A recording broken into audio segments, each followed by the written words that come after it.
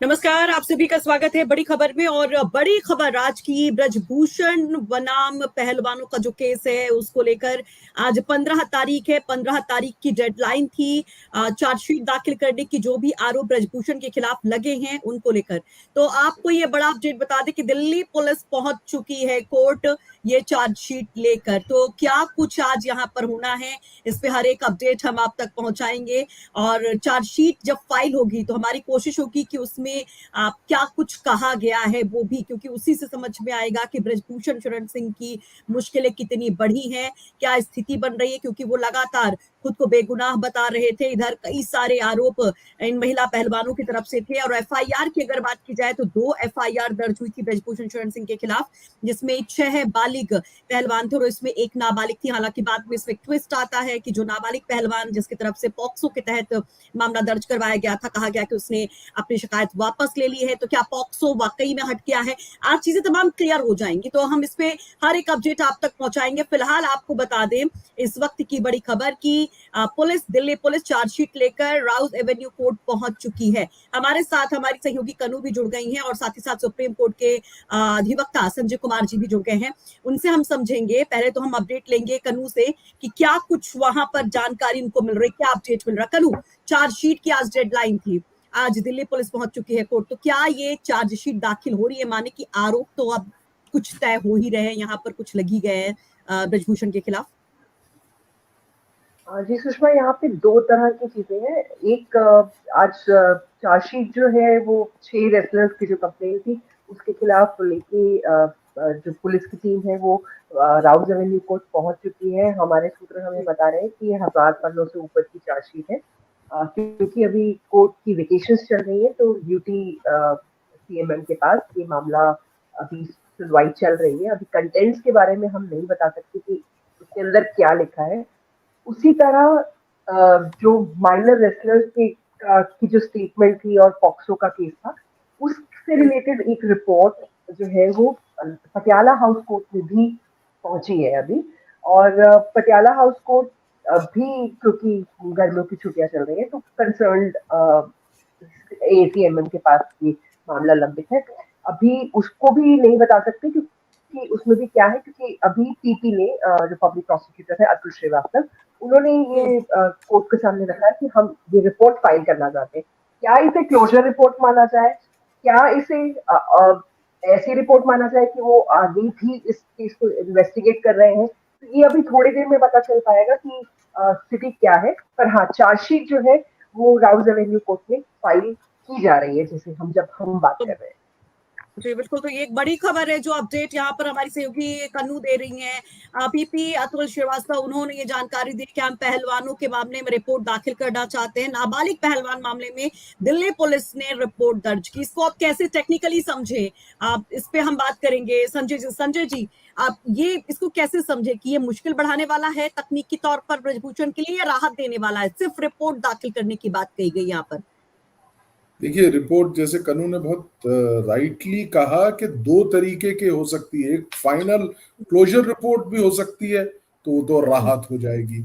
अगर केसी को समाप्त करने के भी कोई तथ्य नहीं मिले और वो क्लोजर रिपोर्ट इन्वेस्टिगेशन में, ये भी एक चीज हो सकती है। और दूसरा, अगर तो ये एक चार्जशीट है तो आपको ये मालूम ही होगा। मैं फिर भी हमारे देखने वालों की जानकारी के लिए बताना चाहता हूं कि ये प्रिलिमिनरी चार्जशीट हो सकती है और फर्दर इन्वेस्टिगेशन के बाद सब्सिक्वेंट चार्जशीट्स भी फाइल की जा सकती हैं।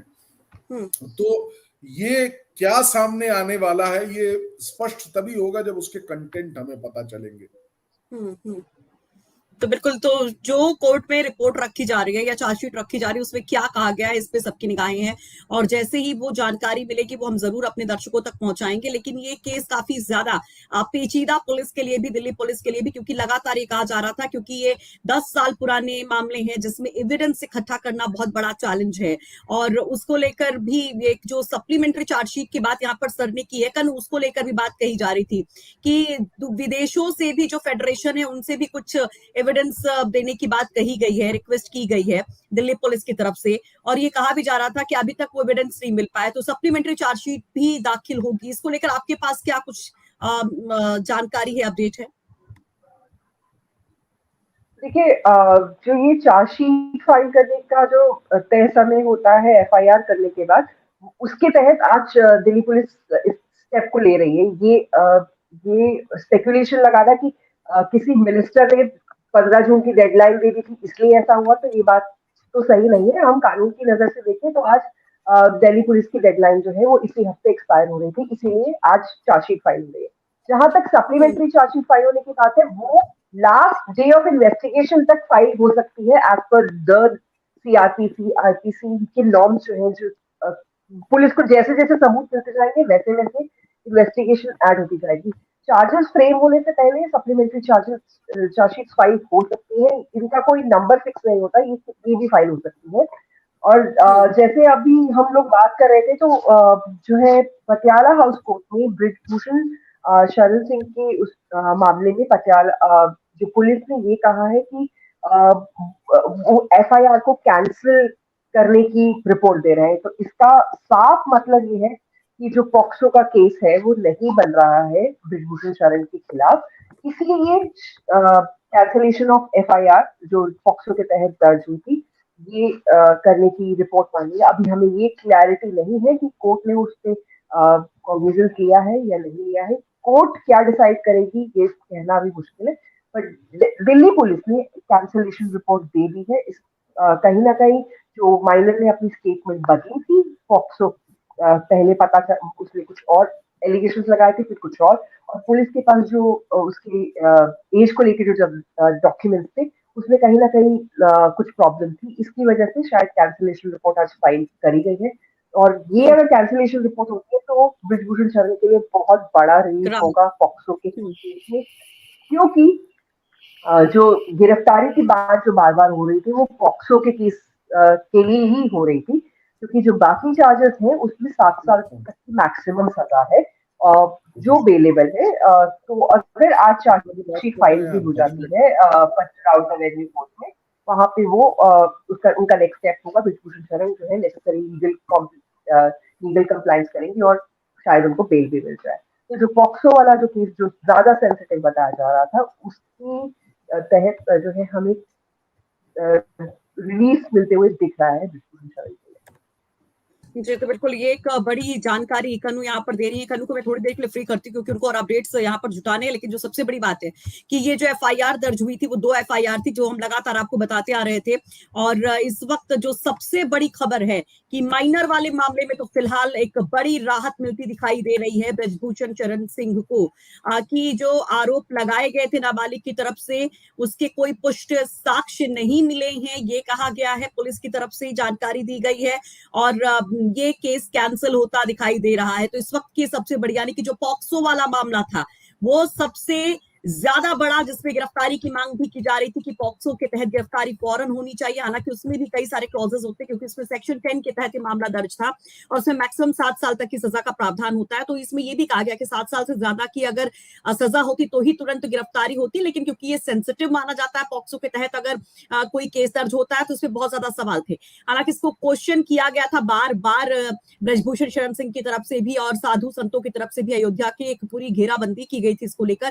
इसमें एक बड़ी अपडेट है कि नाबालिग के मामले में दिल्ली पुलिस एक क्लोजर रिपोर्ट दायर कर सकती, कैंसिलेशन रिपोर्ट यहाँ पर फाइल कर सकती है जो आरोप पहले लगाए गए थे। क्योंकि बीच में खबर आई थी कि जो माइनर जिसको बताया गया था, जिस पहलवान को, उसने अपना केस वापस ले लिया था, अपनी शिकायतें वापस ले ली थी। हालांकि बंद लिफाफे में था तो कुछ क्लियर नहीं हो रहा था, बस खबरें आ रही थी सूत्रों के हवाले से कि ऐसा हुआ है।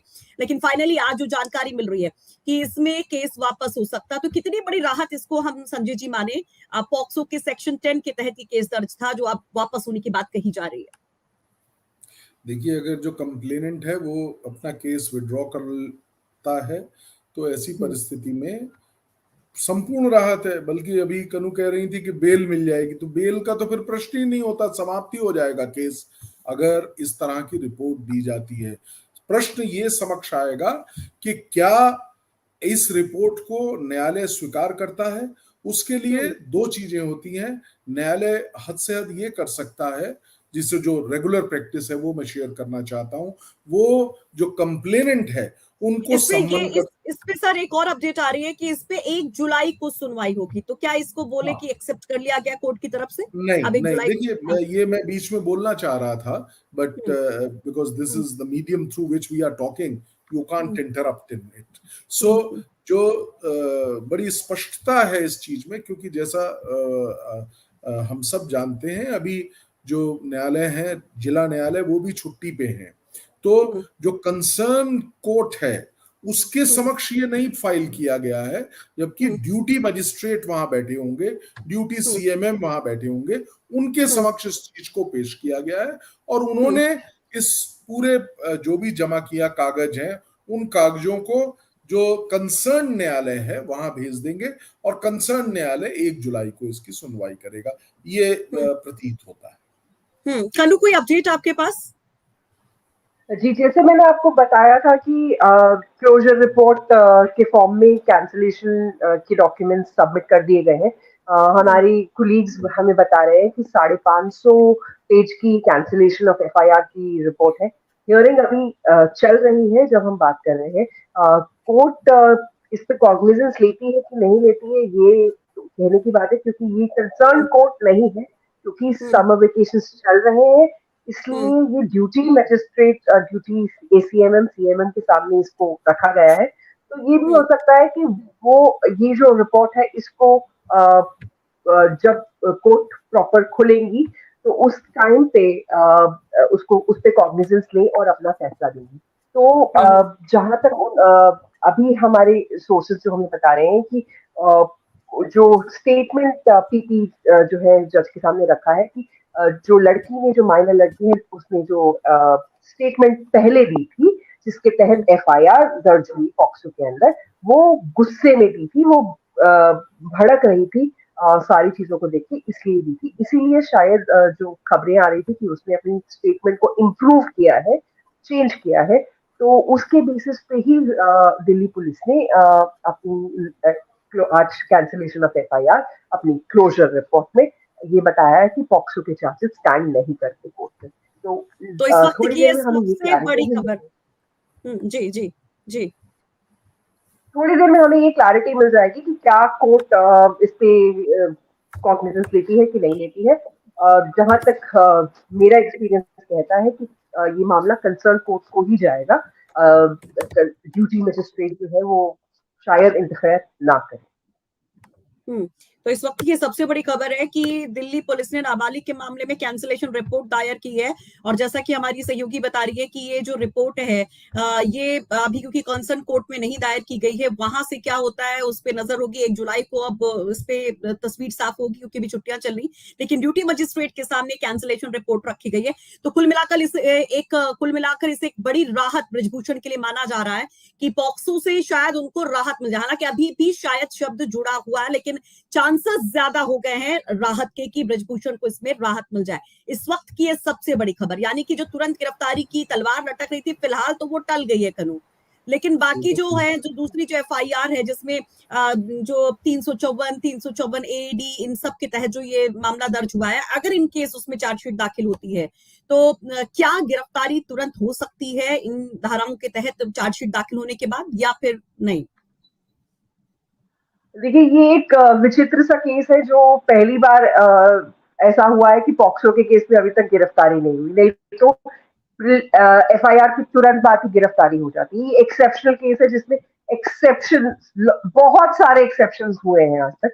तो ये भी स्ट्रेंज नहीं होगा कि जो चार्जशीट, जो 6 रेसलर्स हैं, उनके एलिगेशंस के हिसाब से, जिसमें वीडियो, ऑडियो और बहुत सारे ऐसे सबूत हैं कि जिसमें तमाम हमारे जो रेसलर्स हैं उन्होंने एलिगेशंस लगाए हैं, जो अगर वो चार्जशीट में अगर ये बातें हैं कि सेक्सुअल असॉल्ट हुआ है किसी तरह का, या जो भी चार्जेस लगे पुलिस ने सजेस्ट किए हैं उसके अंदर, उसमें भी जो मैक्सिमम पनिशमेंट है वो 7 years का है। तो हो सकता है, हाँ, तो हो सकता है कि उसमें नॉर्मल सर्कमस्टांसेस में ब्रजभूषण शरण सिंह कोर्ट को अप्रोच करे, बोले कि क्योंकि वो एमपी हैं, सिटिंग एमपी हैं, और वो कहीं प्रोब से कभी भागे नहीं, उनका कंडक्ट बिल्कुल फेयर रहा है।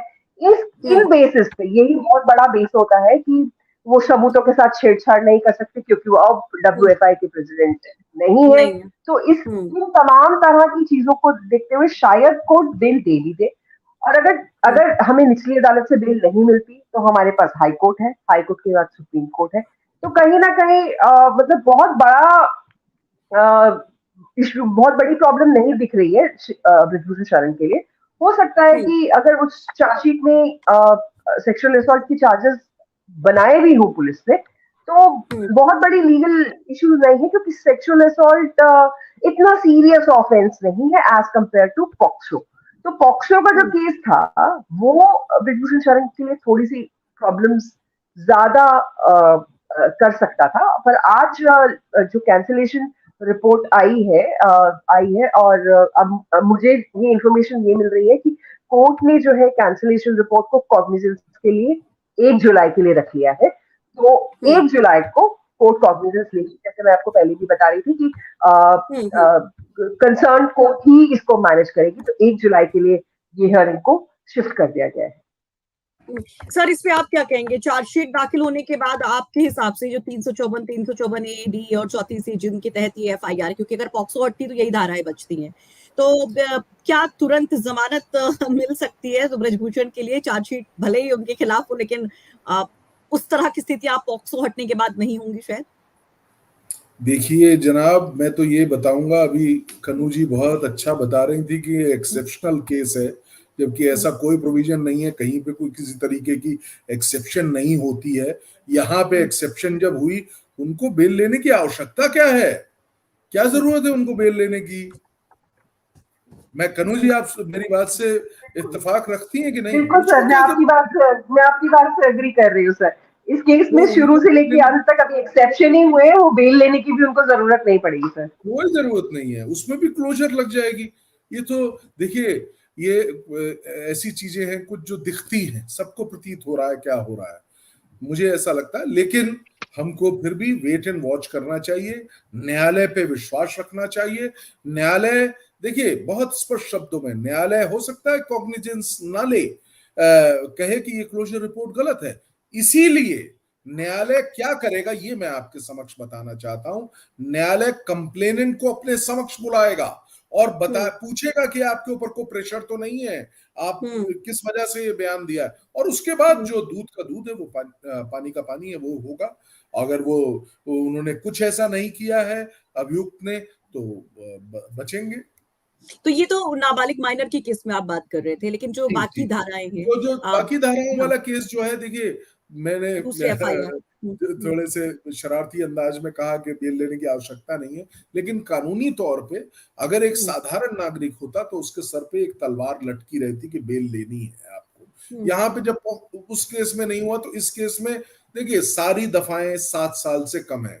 और एक और मैं बात जो बार बार प्रेशर डाल के कहता हूं, अगर इसमें 7 या 8 लोगों 10 लोग कंप्लेनेंट हैं, अगर हम इस बात को स्वीकार करें, हमने कितने केसेस देखे हैं जहां पे अगर 10 लोग कंप्लेनेंट है तो 10 डिफरेंट कॉज ऑफ एक्शन हो गए। ये एक लीगल बात है। तो कितना बड़ा, अगर सबकी सजाएं अलग अलग चलने लग गई तो ये बहुत घातक बात हो जाएगी। लेकिन ऐसा यहाँ इस केस में ऐसा कुछ होता बिल्कुल प्रतीत नहीं हो रहा है। मुझे ऐसा लगता है जो वो सेक्शन है वो सबके सब 7 साल, रादर 5 साल से भी कम है उनमें सजा, तो बेल तो मिल ही जाएगी। 3 से 5 जी, बेल तो मिल जाएगी।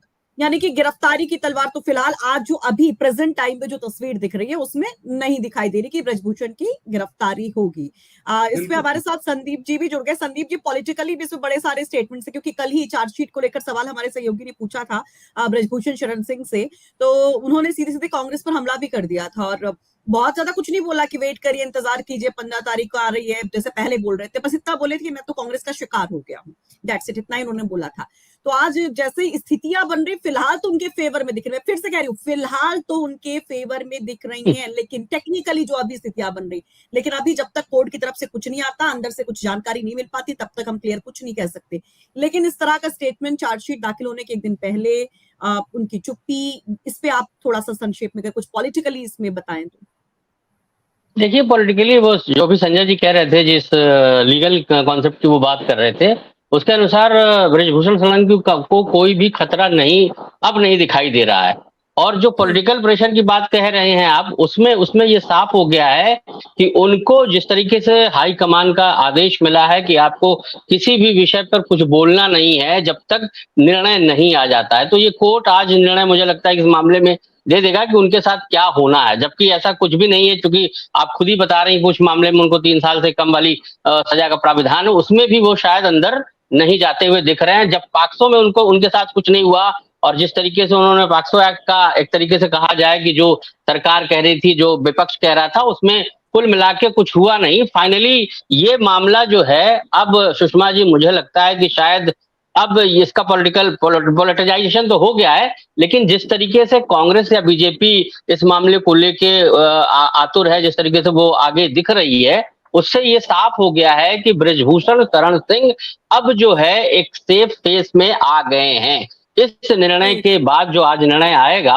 उसके बाद उनके ऊपर कोई राजनीतिक उस तरह का कोई अस्तित्व का संकट जो है, जो वो लगातार कह रहे थे कि मैं तब इस्तीफा दूंगा जब मेरे चरित्र को ये लोग साफ कह देंगे। एक तरीके से कहा गया था कि उनके कैरेक्टर को लेके जिस तरीके से असैसिनेशन हो रहा था, एक तरीके से उनको एक तरीके से टारगेट किया जा रहा था, वो सारे मामले इस केस के बाद मुझे लगता है कि शायद अपने आप क्लियर हो जाएंगे। सुषमा जी, तो जो दर्शक अभी जुड़े उनको बता दें कि आज 15 तारीख है डेडलाइन, जब खेल मंत्री से पहलवान मिले थे। अभी जो लास्ट मीटिंग हुई थी उसमें दी गई थी कि 15 तारीख तक चार्जशीट दाखिल होगी। आज 15 तारीख है, दिल्ली पुलिस पहुंच चुकी है कोर्ट इस चार्जशीट को लेकर। लेकिन इन सबके बीच में बड़ी खबर आती है, क्योंकि 2 FIR थी, एक थी पॉक्सो के तहत, तो उसको लेकर आ रहा है कि उसके लिए कैंसिलेशन रिपोर्ट पुलिस की तरफ से दाखिल की गई है। और यहाँ पर क्योंकि कोर्ट की छुट्टी चल रही है, इसलिए अभी जो जानकारी मिल रही है उसके मुताबिक ड्यूटी मजिस्ट्रेट के सामने कैंसिलेशन रिपोर्ट रखी गई है और इसे अब 1 जुलाई को सुनवाई के लिए रखा गया है। 1 जुलाई को इस पे सुनवाई होगी कि क्या वाकई में जो पॉक्सो के आरोप लगे थे, मामला दर्ज हुआ था, FIR दर्ज हुई थी, क्या वो कैंसिल होगी। और इसके लिए जैसा कि अभी यहाँ पर संजय जी बता रहे हैं, जो कि एडवोकेट हैं सुप्रीम कोर्ट में, वो कह रहे कि इसमें जो नाबालिग जिसकी तरफ से पहले आरोप लगाए गए थे, जिसने बाद में कहा कि आरोप वापस ले लिए, उसको कोर्ट के समक्ष पेश किया जा सकता है, उससे इसमें पूछताछ की जा सकती है कि कहीं कोई प्रेशर तो नहीं है, क्योंकि लोग इस तरह के भी आरोप लगा रहे हैं। क्योंकि जब आप एक ऊंचे पदवी पे होते, ऊंचे पद पे होते हैं, तो उसको भी पॉक्सो में ध्यान रखा जाता है। और इसीलिए पॉक्सो की सेक्शन 10 के तहत भले ही 7 साल तक की मैक्सिमम सजा हो, लेकिन उसमें भी तुरंत गिरफ्तारी का प्रावधान तब बनता है जब लगे कि आप इन्फ्लुएंस कर सकते हैं केस को। और इसीलिए बार बार ब्रजभूषण की गिरफ्तारी की मांग की जा रही थी। हमारे साथ हमारे सहयोगी संतोष भी जुड़ गए हैं। संतोष, ये पूरा केस, क्योंकि आप तो क्राइम मास्टर है, क्राइम की खबरों को देखते, तो उसके लिए बिल्कुल मास्टर है, तो ये और पॉलिटिकली भी चीजों को देख रहे लखनऊ बैठ के। तो जरा ये ब्रजभूषण के ऊपर यहाँ पे सर बैठे, संजय सर जो कि एडवोकेट है सुप्रीम कोर्ट में, उनके हिसाब से, कन्नू के हिसाब से फिलहाल तो ऐसी स्थिति लग रही है कि बच गए, बड़े बड़े मतलब गिरफ्तारी वगैरह से भलभल बच के तलवार थोड़ी सी हट गई है। आपको भी लग रहा है ऐसा? और इस पूरे केस को कवर करते समय जो सबसे खास पॉइंट्स थे आपके हिसाब से, वो क्या है अब तक?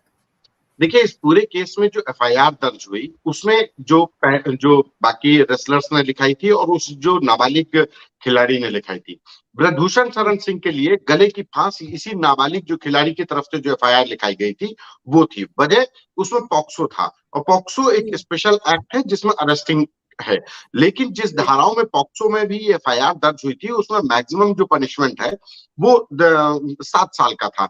और सुप्रीम कोर्ट का इसमें डायरेक्शन है कि 7 साल से नीचे में अरेस्टिंग नहीं होगी। लेकिन पॉक्सो स्पेशल एक्ट है, और चूंकि ब्रजभूषण शरण सिंह इस पूरे केस में एक बहुत इन्फ्लुएंस्ड आदमी है, सत्तारूढ़ दल के व्यक्ति हैं, तो उसमें अरेस्टिंग की जा सकती थी। लेकिन सबसे बड़ी राहत यह है कि अब इसमें वादी मुकदमा जिसको कहते हैं, जो पीड़िता है, उसी ने कह दिया कि उसने डिप्रेशन में आकर के अपनी ये शिकायत दर्ज कराई थी और वो परेशान थी, उसका सिलेक्शन नहीं हुआ था, उसकी वजह से उसने ये शिकायत दर्ज कराई थी। सबसे बड़ी बात कि पीड़िता ने 164 का जो बयान दिया, वो 164 का भी बयान हुआ, और 164 के बयान के आधार पर जो मुझे जानकारी मिल पा रही, दिल्ली पुलिस ने अपनी 550 पेज की जो चार्जशीट दाखिल किया, उसमें जो FIR, ये कैंसिलेशन, जो नाबालिग बच्ची के जो FIR थी, उसके कैंसिलेशन की प्ली की है कि इसको कैंसिल कर दिया जाए। वजह कि एक तरफ सबूत नहीं मिले, दूसरी तरफ पीड़िता भी नहीं चाहती है, उसने कह दिया कि ये घटना हुई ही नहीं। यानी जब घटना नहीं हुई तो क्राइम नहीं हुआ, क्राइम नहीं हुआ तो इन्वेस्टिगेशन कैसा। तो ये ब्रजभूषण शरण सिंह के लिए एक बहुत बड़ी राहत है।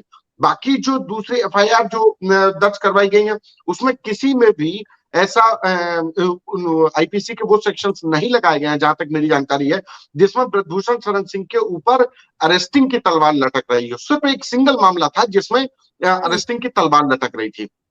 और आप देखिए कि इस पूरे मामले में सियासत है और ब्रजभूषण शरण सिंह ने अपना प्रेशर जो टैक्टिक्स थी पॉलिटिक्स की वो जिस दिन से एफआईआर हुई उसके बाद से शुरू कर दी। उन्होंने कहा कि हम 3 जून को अयोध्या में संतों का सम्मेलन करेंगे। हालांकि जिला प्रशासन ने उसको लॉ एंड ऑर्डर को देखते हुए उसकी परमिशन नहीं दी और ब्रजभूषण शरण सिंह ने बहुत ही शांति ढंग से कह दिया कि नहीं, हम कानून का पालन करेंगे और हम नहीं कर रहे हैं। लेकिन वो कहीं ना कहीं जिस तरीके से इस पूरे इशू के बाद वो अयोध्या में एक्टिवेट हुए, संतों के साथ जाने लगे और उसके बाद एक सबसे महत्वपूर्ण जो बयान था ब्रजभूषण शरण सिंह का वो बहुत था कि समाजवादी पार्टी तो पहलवानों की पार्टी है। यानी उन्होंने इशारा भी कर दिया था कि अगर ऊंच नीच हुई तो वो सीधे से समाजवादी पार्टी उनका एक ऑप्शनल में प्रेम हो सकता है। और दूसरी तरफ समाजवादी पार्टी ने भी ब्रजभूषण शरण सिंह को लेकर के, वो महिला अस्मिता को लेकर के समाजवादी पार्टी रोड सड़कों पर उतर रही है। आज भी 2017 में हुए कुलदीप सिंह सेंगर कांड को लेकर के समाजवादी पार्टी घेरती है, लेकिन ब्रजभूषण शरण सिंह को लेकर के कभी समाजवादी पार्टी की तरफ से कोई स्टैंड नहीं हुआ। यानी कि कहीं ना कहीं अंडर द टेबल ये एक प्रेशर टैक्टिक्स ब्रजभूषण शरण सिंह की तरफ से चल रही थी। अगर हम, ये तो राजनीति की बात हो गई और ब्रजभूषण शरण सिंह अपने आप में जाहिर सी बात है कि उनको एक इन्फ्लुएंस है। वो क्षत्रिय जो वोट बैंक है उसके कद्दावर नेता है। उत्तर प्रदेश में जिन नेताओं की क्षत्रिय वोट बैंक को साधने की जिनके पीछे एक पूरा धाड़ा का धाड़ा चलता है उसमें ब्रजभूषण शरण सिंह का नाम है। तो एक कहा जा सकता है कि एक बड़ी राहत है ब्रजभूषण शरण सिंह के लिए। और इस पूरे इश्यू के बाद से अब ब्रजभूषण शरण सिंह कम से कम गिरफ्तार नहीं होंगे, ये मुझे जो लग रहा है अभी तक। तो कैंसिलेशन रिपोर्ट नाबालिग की शिकायत पर, जी बिल्कुल सर, आ रही हूँ। कैंसिलेशन रिपोर्ट नाबालिग की शिकायत पर पुलिस की तरफ से 550 पेज की, 550 पेजेस की रखी गई है। ये एक नया अपडेट और मिल रहा है और इस पे कुछ संजय सर कहना चाहते हैं, उसके बाद मैं अनुपम सर की तरफ आऊंगी। संजय सर, आप म्यूट पर हैं sir. Thank you Sushma. I was just saying, मैं सिर्फ यही कहना चाह रहा था कि चीजें अब काफी स्पष्ट हैं। जैसा अभी लखनऊ से भी बात आ रही थी और यहाँ तक पहुंच रही थी, वो पूरे देश में पहुंच गई है कि अब कुछ नहीं होने वाला है इनको। पहले किसी और कारण से कुछ नहीं होने वाला था, अब किसी और कारण से कुछ नहीं हो रहा। इसके साथ मुझे अनुमति दीजिए अगर कोई और। Thank you so much Sanjay sir, बहुत बहुत शुक्रिया। जो पहले राजनीति में राजनीतिक हितों की वजह से नहीं होने वाला था, अब उसको उन हितों को कानूनी अमली जामा पहना दिया गया है, उसको लेजिटिमाइज कर दिया गया है। मैं आपको परेशान करूंगी अगर चार्जशीट को लेकर कोई डिटेल्ड इन्फॉर्मेशन मिलती है तो फिर आपसे आपको जुड़ना पड़ेगा यहाँ पर। मैं आपके साथ जुड़ूंगा। Okay, thank you so much Sanjay.